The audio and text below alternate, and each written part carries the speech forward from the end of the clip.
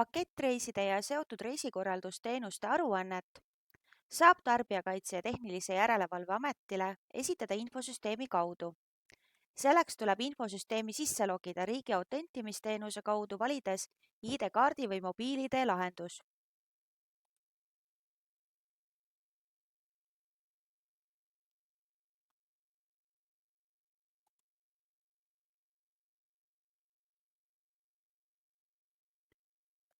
Infosüsteemis tuleb seejärel valida roll, kelle nimel soovitakse aruannet esitada.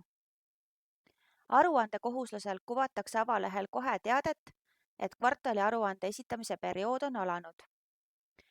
Valides esita aruanne, suunatakse koheselt aruande sisestamise vormile. Siin tuleb jälgida, et aasta ja kvartal, mille kohta aruannet esitada soovitakse, oleks õigesti märgitud.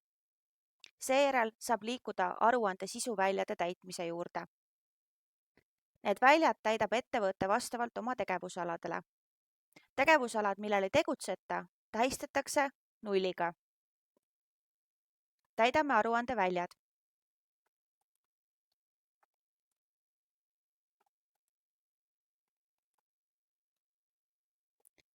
Seejärel kontrollime, et aruande väljad on korrektselt täidetud.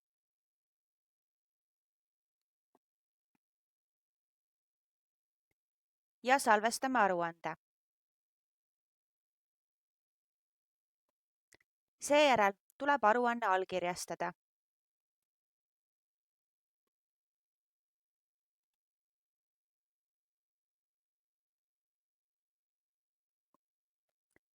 Sisestame allkirjastamise PIN-koodi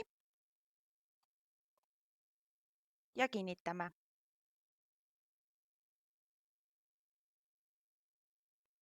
Aruanne on seega esitatud.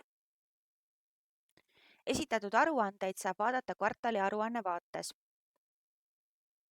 Siit on näha, et teise kvartali aruanne on tõepoolest allkirjastatud.